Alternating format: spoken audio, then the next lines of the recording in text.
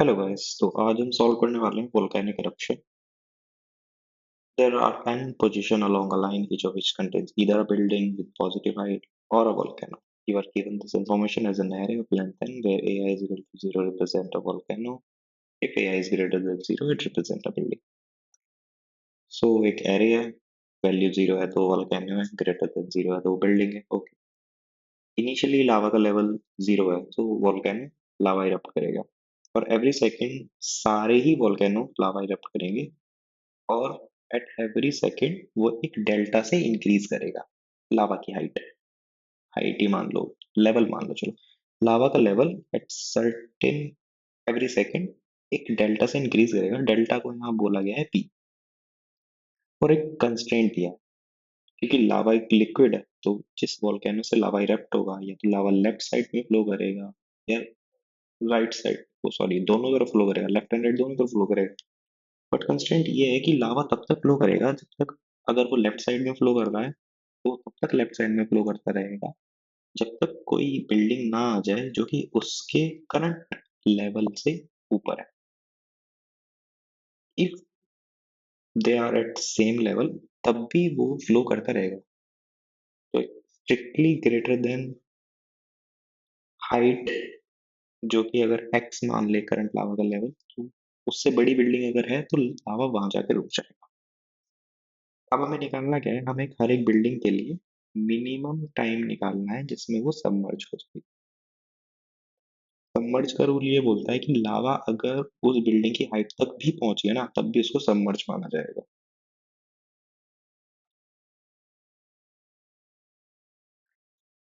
तो हमारा क्वेश्चन हो गया वोल्केनिक इरप्शन, और हमारे पास चीजें पता है. सबमर्ज इक्वल्स टू का if lava level greater than और equal to height of building. ठीक है, क्वेश्चन को पढ़ लिया और उससे कुछ ऑब्जर्वेशन हम लिख लेते हैं. पहली ऑब्जर्वेशन बोलती है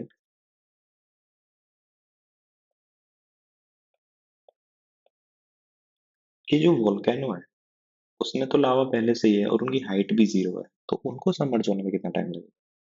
implicitly for volcano minimum time is 0. Volcano को सबमर्ज होने में तो 0 ही लगने वाला है. सेकंड ऑब्जर्वेशन क्या बोलता है कि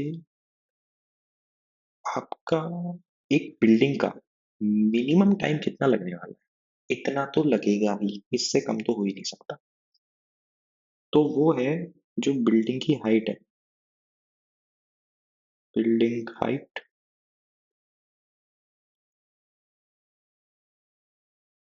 इसको हम ऐसे रिफ्रेश कर सकते हैं कि minimum time to submerge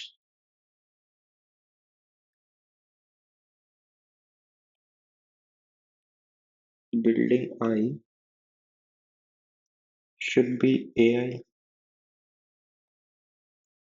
divided by जिस रेट से लावा इंक्रीज या लावा का लेवल इंक्रीज कर रहा है, जो कि पर सेकेंड टी से डिनोट कर रहा है. अब क्योंकि हमें जो लावा होगा उसको सबमर्ज कराने के लिए या तो उस लेवल पे आना पड़ेगा या उस बिल्डिंग के से ज्यादा लेवल होना. तो बेसिकली हमें नेक्स्ट ग्रेटर इंटीजर निकालना है जब हम डिवीजन कर रहे होते हैं. तो उसके लिए या तो आप एक फंक्शन होता है, मैं पाइथन में कोड करता हूँ तो मुझे math dot ceil function use करना पड़ेगा. बट एक छोटी सी ट्रिक भी होती है, जरूरी नहीं है आप हर बार फंक्शन ही यूज करो. तो ट्रिक बोलती है, ट्रिक क्या, एक सिंपल फॉर्मूला है कि जो न्यूमरेटर होता है ना उसमें डिनोमिनेटर प्लस करो माइनस वन करो, और आप सिंपल फ्लोर डिवीजन भी कर रहे होंगे ना, वो फिर भी नेक्स्ट ग्रेटर इंटीजर आपको प्रोवाइड करेगा. तो ठीक है. थर्ड ऑब्जर्वेशन क्या बोलती है, हमें अब मिनिमम टाइम तो पता लग गया कि इतना तो आंसर होगा ही होगा. अब क्या इससे ज्यादा हो सकता है, क्या ऐसा होगा कि किसी और फैक्टर की वजह से करंट बिल्डिंग को समझ होने का टाइम को इंक्रीज करना पड़ जाए. Let's see an example. हम पूछ क्या रहे हैं will time increase for a building to submerge? तो देख लेते हैं ऐसा होगा या नहीं।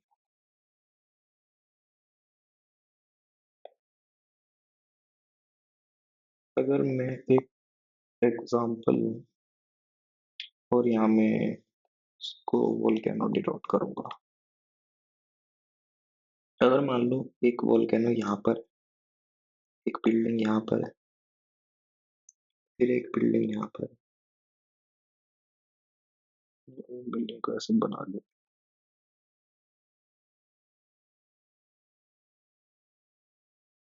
और एक बिल्डिंग यहाँ पर, इसकी है हाइट 2, ये ऑब्वियसली 0 होगी, इसकी 4 है, इसकी 1 है। तो आंसर क्या क्या होंगे?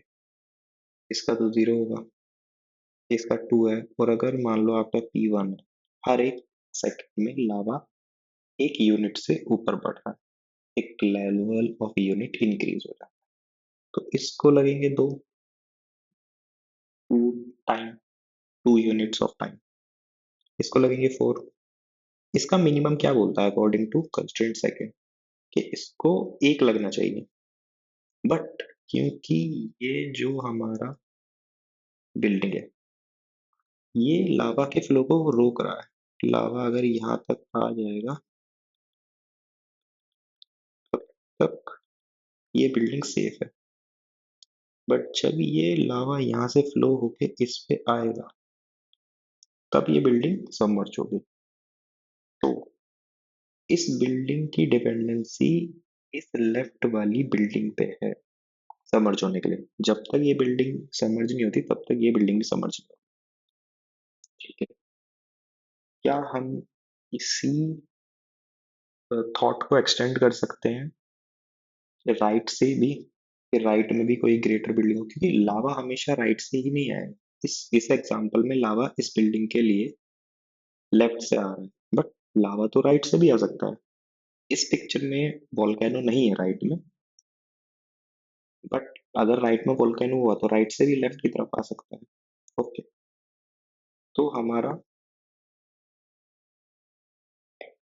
ऑब्जर्वेशन 3.1 जो हमने डिड्यूस करा कि क्या टाइम बढ़ सकता है, सेकंड में जो हमने देखा था कि टाइम मिनिमम इतना है, क्या वो और भी बढ़ सकता है? Yes, it depends on neighbour greater building. अब कितने दूर तक की बिल्डिंग को हमें इंक्लूड करना है इस कंस्ट्रेंट में, कहाँ करना है, वो हम नेक्स्ट देखते हैं।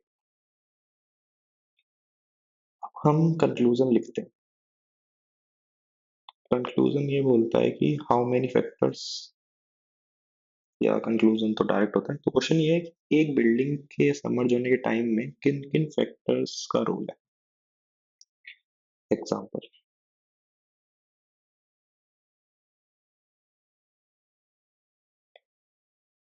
अगर एक बिल्डिंग, ये एक वोल्केनो है, ये एक बिल्डिंग है जिसकी हम वैल्यू निकालना चाह रहे हैं, ये इसकी neighbour building,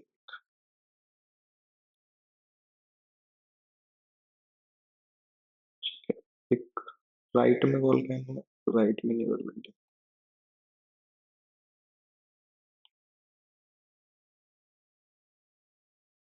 for some reason building कभी सीधी नहीं बन पा रही। Okay, not an issue. अब मुझे फाइंड आउट करना है minimum time for this building, तो ये मेरी मेन बिल्डिंग होगी।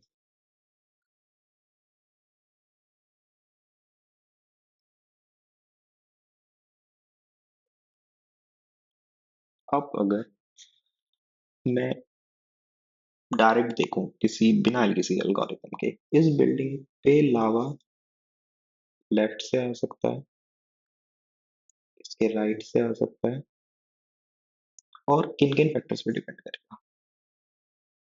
तो building from the above picture,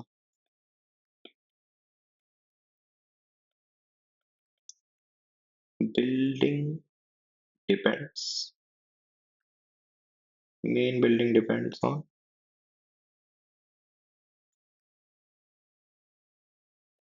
left and right volcano, correct. But क्या ये जनरलाइज कर दें इस कंक्लूजन को कि एक बिल्डिंग लेफ्ट और राइट वोल्केनो पे ही डिपेंड कर रही है? Left and right means left most nearest, right most nearest. दूसरा एक फिगर बनाते हैं, उसमें चेक करते हैं कि क्या ये हमेशा सही रहने वाला है। इसी को कॉपी कर लेते हैं।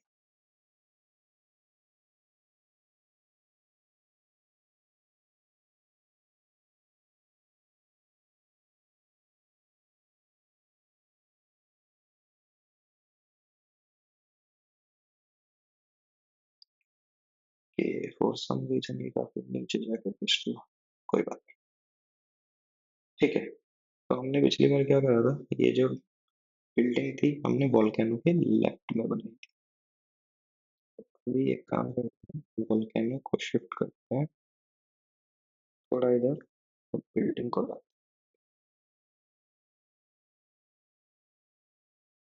हैं। Sorry for this. ठीक है। अब अभी लावा फ्लो करेगा, बट क्या अब ये बिल्डिंग सिर्फ और सिर्फ वोल्केनो पे डिपेंड है? Answer is no. No,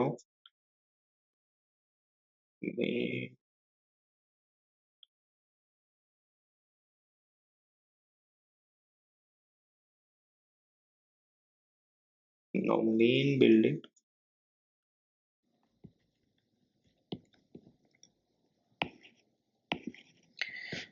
now main building depends on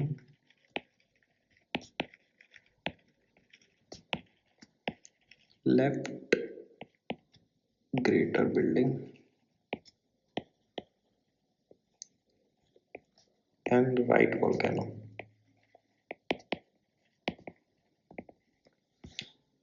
Similarly इस ऑब्जर्वेशन को मोर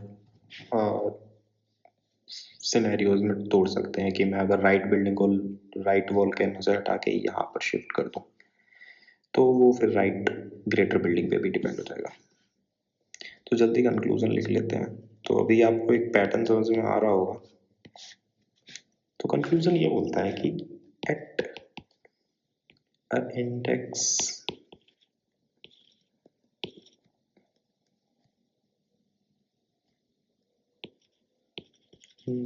I for a building,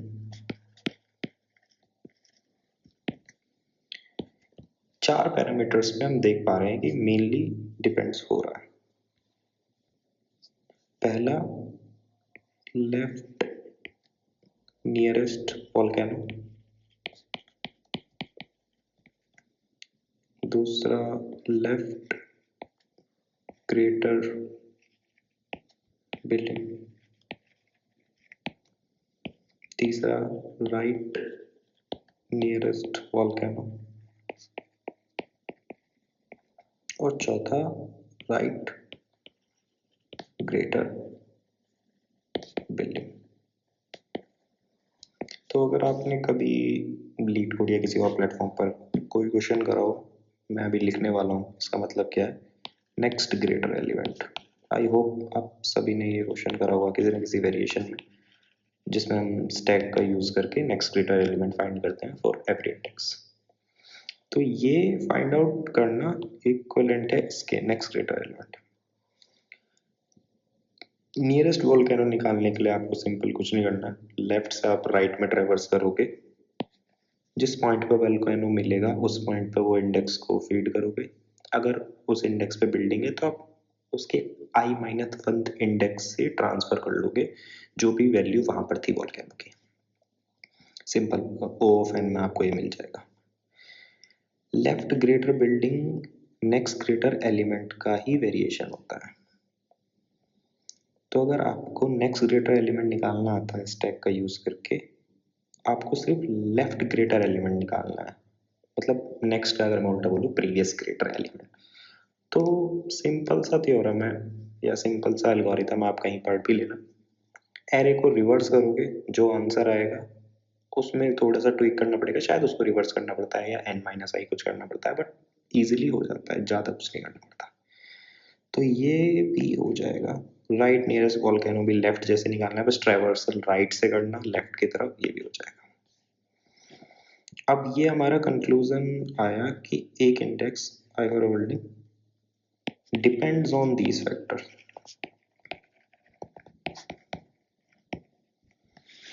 अब अगर मैं इन चारों चीजों को प्री कैलकुलेट कर लूं एक इंडेक्स के लिए, तो उसके बाद मुझे क्या एल्गो लिखना है? तो यहाँ पर आता है एल्गोरिथम क्या है। आई हैव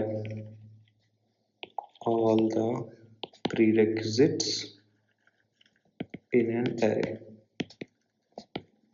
मैंने लेफ्ट वॉल्केनो भी निकाल लिया, राइट भी निकाल लिया, लेफ्ट ग्रेटर भी निकाल लिया, राइट ग्रेटर भी निकाल लिया, सब कुछ है मेरे पास, मैंने प्री कैलकुलेट कर लिया।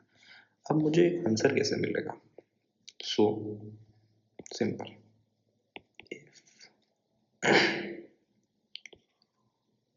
ai is equal to 0 means volcano, then आपका जो आंसर एरे बनेगा उसका आयत इंडेक्स भी 0 ही होगा। ये तो ट्रिवियल था। अब मान लो एक बिल्डिंग है, एल्स आप चेक करोगे कि लेफ्ट वाला वॉल्केनो पास है, या तो यहां से हमें दो आंसर मिलेंगे सीधे सीधे। Minimum time from flow from left lava, नहीं लेफ्ट लावा नहीं लिखते, from lava flowing from left. पता नहीं कुछ अजीब इंग्लिश लिख दी है, बट ठीक है, आप समझ पा रहे होंगे कि दो आंसर निकल सकते हैं किसी भी इंडेक्स के लिए। एक आंसर को कंट्रीब्यूट कर रहा है कि जो लावा लेफ्ट से फ्लो होके इंडेक्स की तरफ आ रहा है, और एक है minimum time from lava flowing from right to left. ठीक है, जो राइट से लेफ्ट की तरफ आ रहा है। ओके, अब दोनों में से जो आंसर मिनिमम होगा वो हमारा आंसर होगा, मिनिमम ऑफ बोथ, वो हमारा आंसर होगा। करेक्ट, क्योंकि हमें तो मिनिमम निकालना है। अब लेफ्ट फ्लोइंग से लेफ्ट फ्लो से हमें आंसर कैसे मिल रहा है? लेफ्ट फ्लो, ठीक है। हम क्या करेंगे कि अगर अब लेफ्ट फ्लो क्या आंसर बनाने वाला है करंट इंडेक्स पे, वो डिपेंड करता है कि लेफ्ट की जो ग्रेटर बिल्डिंग है वो लेफ्ट क्लोजेस्ट वोल्केनो से भी पीछे है, या मतलब पिक्चराइज कर लेते हैं तो आपको समझ में इजीली पड़ेगा। अगर वोल्केनो यहाँ है और ग्रेटर बिल्डिंग यहाँ पर है और मेन बिल्डिंग यहाँ है, तो इस वोल्केनो का कोई काम नहीं है। इस बिल्डिंग का जो आंसर निकल रहा होगा वही इसका आंसर होगा, सिंपल। दूसरा केस, अगर ग्रेटर बिल्डिंग यहाँ है, वोल्केनो यहाँ है और ये बिल्डिंग यहाँ है, तो इसका सिंपल सिंपल आंसर होगा जो मेरा मिनिमम मैंने कंस्ट्रेंट 1 में, कंस्ट्रेंट 2 में बोला था, ये सॉरी ये नहीं, ये। तो अगर सब कुछ ठीक है, आपका वॉल्केनो लेफ्ट वाला पास में है, मतलब आगे है लेफ्ट ग्रेटर बिल्डिंग के, तो आप डायरेक्ट वैल्यू निकाल सकते हो कंस्ट्रेंट 1 से। कंस्ट्रेंट टू, सॉरी, ठीक है। अब सिमिलरली आप राइट फ्लो के लिए कर लो।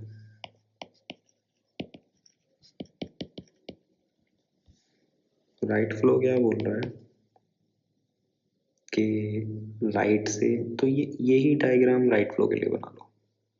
आपका मेन बिल्डिंग ये है, आपका वॉल्केनो से पहले एक ग्रेटर बिल्डिंग है और वॉल्केनो यहाँ पे है, तो वॉल्केनो का कोई काम ही नहीं पड़ेगा। जो इसकी आंसर होगा वो ही इधर ट्रांसफर होगा। तो इससे आपको ये भी पता लगता है कि जब आप राइट वाले फ्लो के आंसर निकाल रहे होंगे तो ट्रेवल सर आपको राइट से लेफ्ट की तरफ करना पड़ेगा, n-1 से 0, क्योंकि तभी तो आपको i+1 का आंसर पहले से पता होगा जो कि आप ट्रांसफर करोगे इधर। और सिमिलर केस यहाँ पे, जब आपका ये मेन बिल्डिंग होगी, वोल्केनो यहाँ होगा और ये बिल्डिंग, तो फिर इसका कोई रोल नहीं बचेगा, जैसे यहाँ कोई इसका रोल नहीं बचा था। फिर आपका आंसर सिर्फ और सिर्फ कंस्ट्रेंट 2 से निकल जाएगा, ठीक है। और इन दोनों के आंसर से आपका मिनिमम, राइट फ्लो के आंसर से और लेफ्ट फ्लो के आंसर से। ओके, आई होप आपको मतलब थियोरेटिकली समझ आ गया होगा कि हम अचीव क्या करना चाह रहे हैं। सेकेंड पार्ट में इसी वीडियो के हम डिस्कस कर रहे होंगे कोड कैसे करना है, ये लेफ्ट और राइट फ्लो को एग्जैक्टली कोड में कैसे लाना है, ये जो हमारे प्रीरिक्विजिट्स हैं ये कैसे एरे बनेंगे, बिल्ड कैसे होंगे। और सिमिलरली एक ट्रिक हम देखेंगे कि जरूरी नहीं है हम ये लेफ्ट और राइट फ्लो अलग अलग कोड करें, क्योंकि एक में हमें आई से एन तक जाना है, सॉरी 0 से एन तक जाना है, ट्रेवल से लेफ्ट टू राइट होगा, और राइट फ्लो में ट्रेवल से एन से 0 होगा। तो अलग अलग कोड भी कर सकते हैं, बट हम ट्राई करेंगे कि एक फंक्शन के उसमें यूज करके दोनों फ्लो को हम एक फंक्शन, एक ही फंक्शन लिखे और दोनों फ्लो यूज हुए, जो मैंने पहले भी बताया था कि नेक्स्ट ग्रेटर एलिमेंट निकालना और प्रीवियस ग्रेटर एलिमेंट निकालना सेम ही बात होती है। अगर आप एरे को रिवर्स कर दो तो आपका प्रीवियस भी उसी एल्गो से निकल जाता है जिस एल्गो से आप नेक्स्ट ग्रेटर निकाल रहे हो। तो ठीक है, एक बार कोड की तरफ चलते हैं और स्क्रैच से पाइथन में हम लिखने वाले हैं कोड। पिछले सेक्शन में हमने देखा कि अप्रोच क्या रहने वाली है इस क्वेश्चन को करने के लिए। Now starting with the code, simple basic जो पहले हमारे इसमें इनपुट फॉर्मेट दिया गया है कि एक सिंगल इंटीजर हमें इनपुट करना है जो कि बताएगा कितने नंबर ऑफ टेस्ट केसेस हैं। तो एक बार इसको लिख लेते हैं। तो हमारे पास टी टेस्ट केसेस है और हमें उसी पर आइटरेट करके within a test case first line में हमें दो नंबर्स को इनपुट करना है, N and P. N is the number of n is the length of the array and p is the delta जिससे कि लावा इंक्रीज हो रहा है। तो एक बार इन दोनों को इनपुट कर लेते हैं। फिर हमें एरे को इनपुट करना है जिसको मैं डिपिक्ट कर सकता हूँ ए से।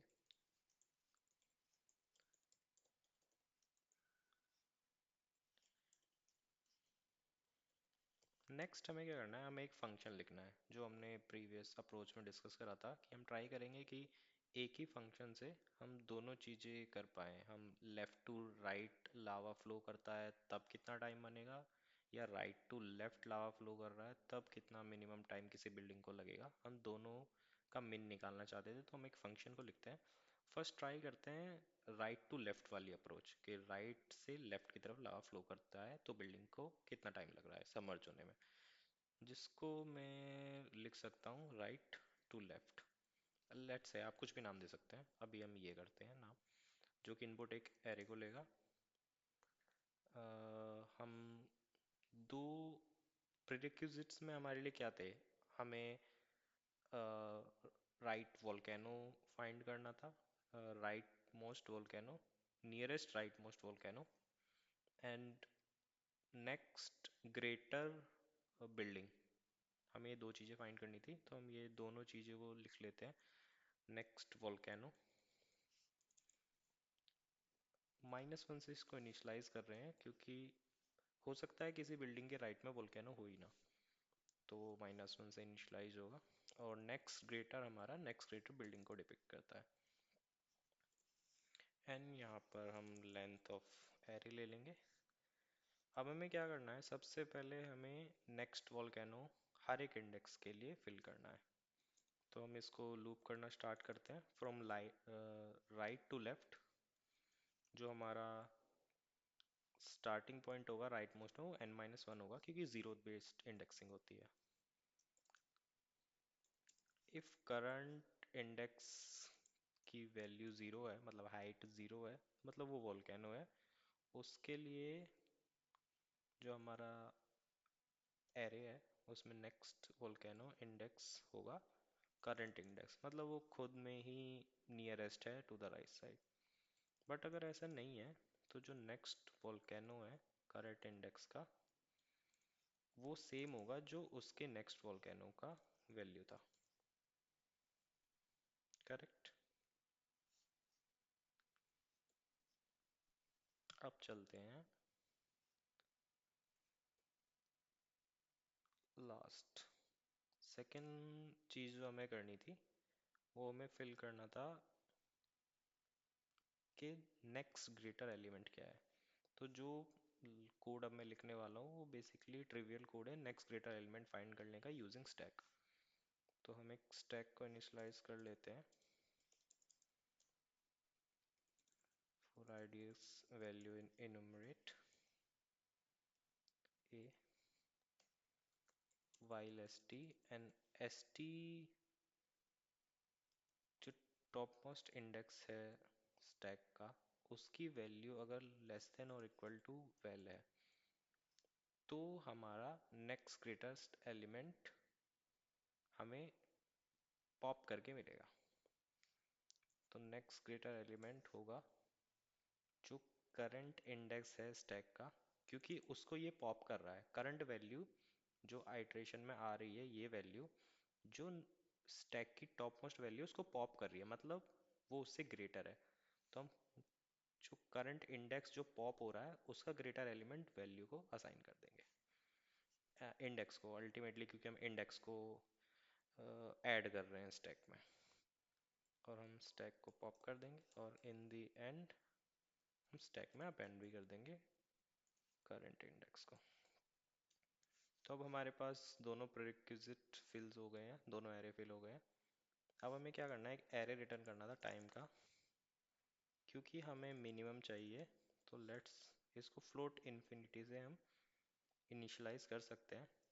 ऐसा कभी होगा नहीं कि आंसर फ्लोट इन्फिनिटी रहेगा, क्योंकि एटलीस्ट एक वॉल्केनो तो है। आई थिंक ये बोला भी गया है कि there is at least one volcano present. कहाँ पर ये लिखा गया है?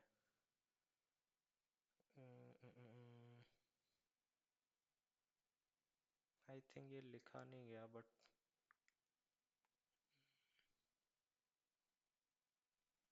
ये रहा। Okay, there exist at least one index i such that, तो मतलब एक वॉल्केनो तो है। तो हम मान के चलते हैं कि एक वॉल्केनो होगा तो सबका आंसर कुछ ना कुछ तो होगा, कभी फ्लोट इन्फिनिटी तो नहीं रहेगा। अब हमें क्या करना है, हमें लूप करना है राइट टू लेफ्ट दोबारा से n-1 -1 -1। देन अगर करंट इंडेक्स ज़ीरो है, करंट इंडेक्स की वैल्यू ज़ीरो है, तो मतलब वो वोल्केनो है, तो टाइम तो इसका ज़ीरो ही रहेगा जो हमने फर्स्ट ऑब्जर्वेशन में फाइंड आउट करा था। एल्स या सेकंड कंडीशन ले लेते हैं, अगर i d x plus one is less than n है, मतलब हम आउट ऑफ बाउंड तो नहीं जा रहे। अगर नेक्स्ट, क्योंकि जब हम फर्स्ट बार आइट्रेट करेंगे तो हम लास्ट एलिमेंट से आइट्रेट कर रहे होंगे। तो अगर ये लास्ट एलिमेंट नहीं है, i d x plus one is less than n है, और हमें क्या क्या देखना होगा कि जो हमें सबसे पहले चेक करना होगा कि इसके राइट में वोल्केनो है या नहीं है। अगर राइट में वोल्केनो नहीं है तो मतलब लावा तो फ्लो नहीं करेगा राइट, मतलब जब राइट में कोई वोल्केनो ही नहीं है तो राइट से लावा आ ही नहीं सकता। तो इसके आगे हमें इस पे कुछ कंप्यूट करना ही नहीं है, तो हम इसको कंटिन्यू कर सकते हैं, क्योंकि इसमें लावा लेफ्ट से आएगा, क्योंकि राइट में वोल्केनो नहीं है तो लेफ्ट से आएगा। तो जब हम नेक्स्ट जब हम लेफ्ट टू राइट का लॉजिक लिख रहे होंगे तब ये फिल आउट होगा। या फिर हम चेक करेंगे कि नेक्स्ट ग्रेटर इंडेक्स -1 तो नहीं है, मतलब अगर नेक्स्ट ग्रेटर एलिमेंट प्रेजेंट ही नहीं है,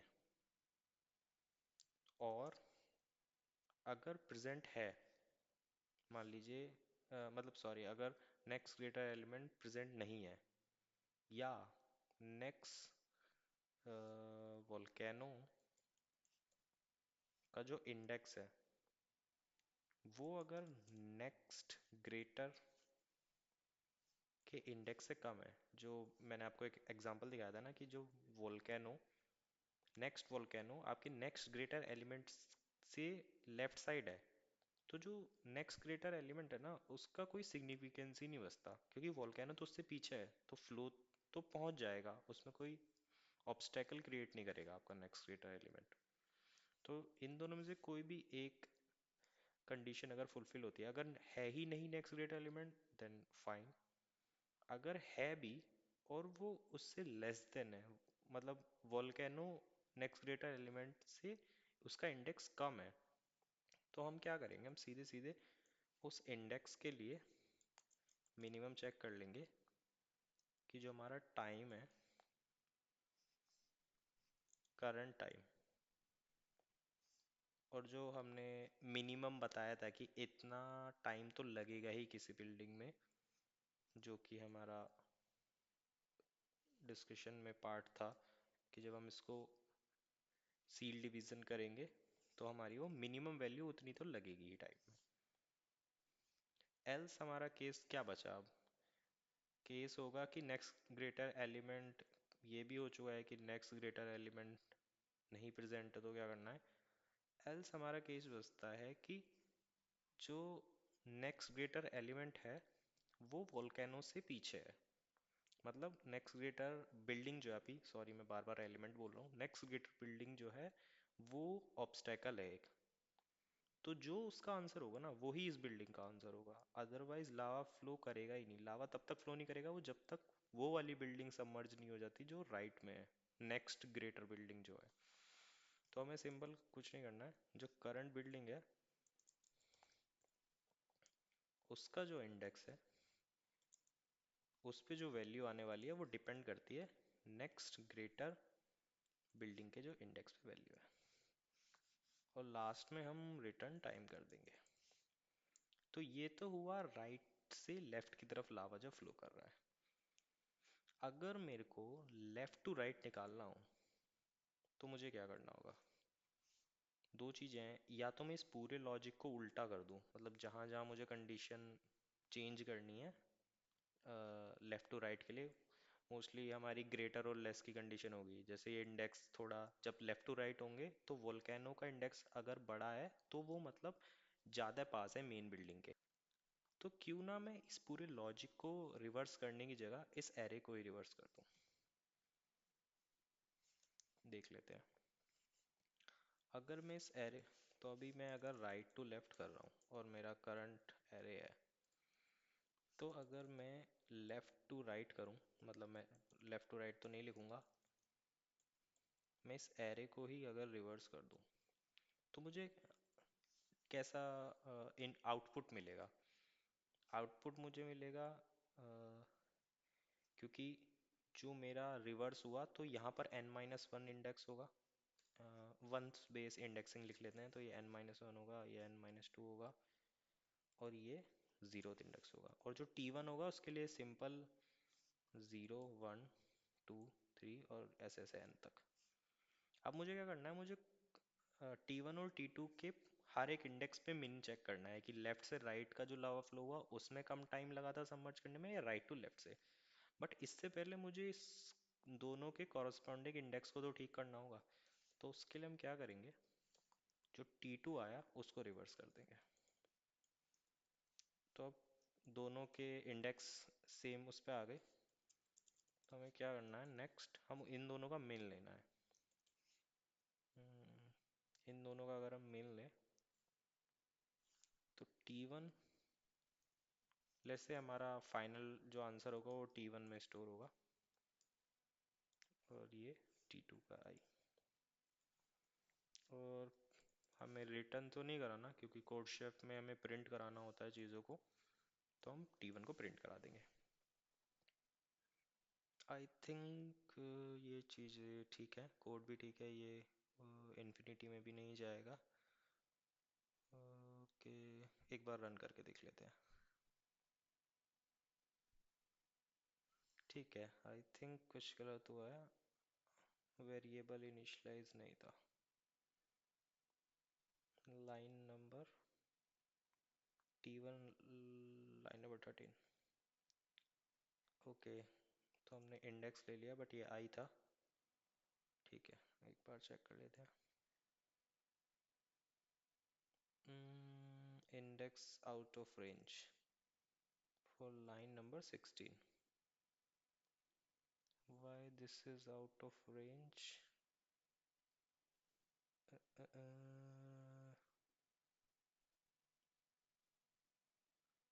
ओके, क्योंकि हमने यहाँ n-1 लिया है तो ठीक है।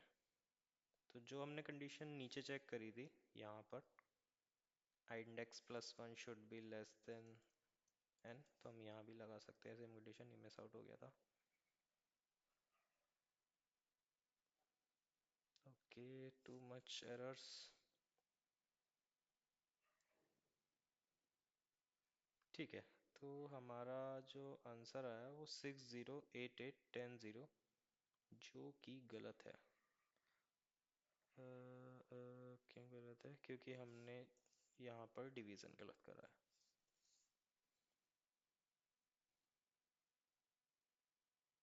ठीक है, तो आंसर हमारा 203340202230। सबमिट करके देख लेते हैं।